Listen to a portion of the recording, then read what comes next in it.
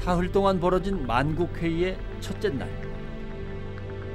잠실 종합운동장에 대규모 인파가 모였습니다. 그곳에 신천지 때문에 피해를 입은 이들이 시위를 벌이기도 했습니다. 길 막아내 다! 이게 당신의 길이냐고 이게! 이게 당신들 길이야! 여러분들이 정말야말로 악랄한 집단들인가? 이 사이비들이 종교대 통합이라고 했던 것이 이 종교대 통합인가? 신천지에 빠져 집을 나간 자식을 찾으러 온 부모도 있었습니다. 하지만 만국회의가 열리는 경기장 안으로는 신천지인 외에는 그 누구도 들어갈 수 없었습니다. 사람 들어갔다가 저기 보고 이렇게 욕하는 거 보세요. 야 이 자식아 뭐 이렇게 욕을 하는데 이거 보세요. 이거. 평화를 위한 행사라고 하더니 정작 뉴스 취재 카메라는 막아섭니다. 언론사를 가려서 봤나? 네. 이래 계시고 한 분만 내가 허락받고 있다는 아니 그런 거 있어요. 지금 보도자료 받고 왔는 거예요. 아니 누구랑 받고 오는 거예요? 누구랑 받고 여기 들어오냐고. 내가 내 발로 아까 내가 한번 아니 내 발을 지금 왔는데 거짓말하죠? 아니 거짓말 하시지? 아니 여보세요. 지금 행사장은 저기고 절차를 밟으시고 간다니까? 저희가 취재를 허락을 막고 하고 하는 게 아니라 이쪽에서 저희가 취재를 보도자료를 요청을 했고 그래서 저희가 온 거지. 저희가 여쭤봤잖아요. 이게 허락을 받고 왔는지 했는데 허락을 받고 오셨다라고 하니까 저희가 이제 통화를 해보려는 거죠. 철저한 통제로 접근조차 쉽지 않았습니다. 이런 신천지의 대규모 행사가 도대체 어떻게 허가가 난 것일까요? 주체가 어디인가요? 예, 신천지입니다. 뭐 이게 뭐 불법 사입이다 이런 거 뭐 지금 규정이 없기 때문에 네. 제재할 수 있는 방법이 없고요. 네. 저희 쪽에서 통일교나 이런 것도 다 진행을 했고요. 경찰서에서 물어보고 했는데 네. 내부적으로도 저희가 이걸 승인을 해줄 수 없게 해주면 이게 좋은데 조례 그런 게 들어가 있지는 않아요. 국가에서 이거 이제 정해주지 않는 이상은 저희가 할 수가 없고요. 지금 현재상으로는. 평화와 종교 대통합이라는 이름으로 만국회의를 치른 신천지. 대대적인 인파로 성대하게 꾸몄지만 온다는 흰 무리의 역사는 이뤄지지 않았습니다. 그렇다면 만국회의의 진짜 목적은 무엇이었을까? 2012년에 있었던 하늘문화 체전입니다. 그 체전 때 바로 김남희, 이만희 김남희의 영적인 혼인식이 있었던 거죠. 영적 부부다라는 거죠. 이런 것들을 자꾸 뭘 만들어 놔야 나중에 이만희 사후 교리적으로 그것을 뒷받침해 나가는데 중요한 아주 근거가 되거든요. 그러니까 혼인을 했죠. 이번에 이제 만국회의를 통해서 아주 노골적으로 그걸 이제 더 드러낸 거죠. 이제. 최근 이만희와 함께 신천지의 행사 때마다 자주 등장하는 한 여인, 김남희.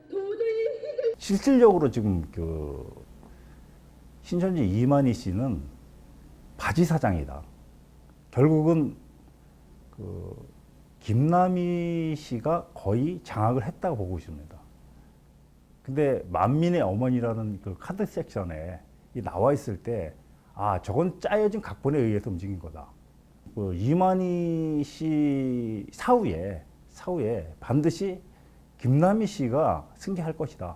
지금 현재 이제 이만희 교주가 건강 이상설도 좀 제기가 되고 있고, 그래서 아마 그 내부에서는 후계자 구도에 대한 관심이 굉장히 높아요. 그래서 아마 이게 만국의 어머니를 지금 이제 신천지의 후계자 구도 경쟁에서 좀 가장 앞서 있는 자원봉사단체 만남 대표인 김남희 대표를 언급한 것이 아니냐. 신천지 과천본부. 이곳에서 몇 달째 시위가 이어지고 있습니다. 이만희는 수셔간에 보증금을 주기로 약속하는 조건으로 집회를 중단했지만 전부 거짓이었습니다. 인스타월드하고 무슨 얘기예요, 제가? 인스타월드가 원래 인천에 있었어요. 지금도 인천에 있지 않아요? 그거는 이제 없어졌는데 이렇게 그물만 있죠, 그물만. 건물만. 예. 네. 그래가지고 지금 다 막 지대로 샀다 해가지고 저 임대 경매를 넘어왔었거든요. 그래서 신탁에서 저거를 88억에 준 거예요, 저거를. 신천지한테? 예. 네. 그러면서 제가 280억짜리 알고 그 땅이. 근데 이제 임대 보증금이 들었을 거 아니고 그 안에가 우리 장사하는 사람들이 있어요. 네네. 근데 그놈 저는 지들이 차지가는 조건으로 주는 조건으로 해놓고는 나중에는 이제 남을라고 안 좁은 놨더라고. 그래서 깡패들만 집어넣어가지고 우리들 막 몰아내고. 지난 2010년 연평도 포격 사건 당시 연평도 피해 주민들의 임시 거처로 유명한 인스파월드. 2005년에는 한국토지신탁의 소유였다가 2011년 공개 매각을 통해서 신천지로 소유권이 넘어간 상태입니다. 그런데 당시 입주 중이던 상가에 대해 임대차 보증금 반환이 아직까지 지켜지지 않았다고 합니다. 우리가 지금 9명이 지금 돈을 못 차였어요. 얼마예요, 그게? 지금 우리 지금 유치권까지 하면 30억 이상 되죠. 유치권 놔두고 우리가 18억 3천. 그러면 생계는요? 생기는 게 우리가 이렇게 힘들지요. 다 뭐 나왔고 받아야 뭐 되니까 장사도 못하고 여러도 못하고 막 다 막 한두 사람도 아니고 지금. 신천지 쪽하고 얘기해 보셨어요? 계속 얘기하고 있는데 그래도 돈이 없는 거 정말 50% 지구보다 괴롭고도 좀 아니잖아. 먼저 돈이 없다고. 내부 공사를 담당했던 시공업체의 건설 비용도 지불되지 않은 상태라고 합니다. 신천지는 왜 이 건물을 매입한 걸까? 평수가 7,000평이에요. 평수가 여기 땅까지 여기까지 7,000평이고 위에 건물이 1층, 2층, 3층까지 목욕탕이고 4층, 5층이 뚫린 거예요.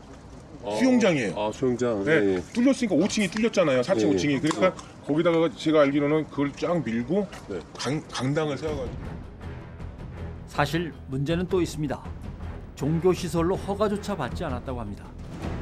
그렇지. 원래 여기는 허가가 안 나는데 여기로 허가를 내려고 했는데 허가가 중구에서 안 내주니까 그냥 안에 그냥 수련원 신도 지금 쓰고 있는 거예요. 그래가지고 지금 그 학생들, 신도들 데리다가 계속 지금 그 사람들 노역시키고 있는 거예요. 여기는 상가 지역이고 이게 중심 미관 지역이에요.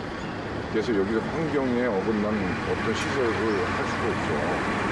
그러니까 수영장 같은 거, 목욕탕 같은 거는 과거에 나 있었기 때문에 주민을 위해서 사용했던 부분인데 지금 새로이 여기다가 종교 집단을 만들려니까 인허가가 안 나는 거예요. 그러면 전혀 그 건물 용도 변경에 관련된 거 신청 들어온 건 없다는 말씀이시죠? 예. 뭐 소유자는 신천지인가 저기로 알고 있는데요. 아직 신청이 안 됐기 때문에 저희가 지금 현재 아무것도 신청이 안 됐기 때문에 네. 어떻게 좀 말씀을 좀 드리기가 그렇네요. 아, 그래요? 신천지의 불법적인 행위는 또 있습니다. 성경 공부라는 이름으로 전국의 복음방과 센터에서 이루어지는 신천지 교육은 현행법을 어기고 있습니다. 신천지가 가장 지금 문제가 되고 있는 것이 무등록 불법 학원입니다. 학원 관련법에는 10명 이상 30일 이상 가르치면 그것이 학원입니다. 그리고 그거보다 더 적은 숫자로 오랫동안 가르치면 평생교육법에 저촉이 돼요. 그러니까 신학원, 센터는 이거는 학원법에 저촉이 되는 거고 복음방은 평생교육법에 저촉이 되는 겁니다. 학원법상 10명 이상 30일 이상의 학습 장소로 제공되는 시설을 학원으로 규정합니다. 하지만 신천지의 신학원들은 학원 등록조차 하지 않고 교육시설로 사용하고 있어 명백한 위법 행위입니다.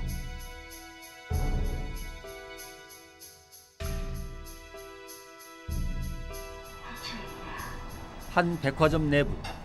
이곳은 평소 신천지 사람들이 모여서 예배와 교육을 하는 곳입니다. 법에 따르면 종교시설로 용도 변경을 해야지만 신천지는 아무런 조치도 취하지 않고 있습니다.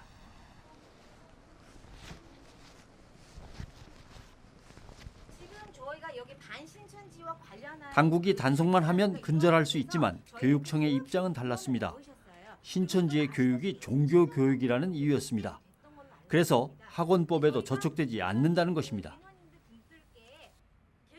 답변을 해드렸어요. 말도 안 되는 답을 하시니까 하는 아니죠. 얘기죠. 저희가 설명을 해보세요. 그게 왜 학원법 대상이 아닌가? 학원법 대상에서 안 되는 이유는 일차는 종교 관련은 하지는 않고 있습니다. 보세요. 그리고 보세요.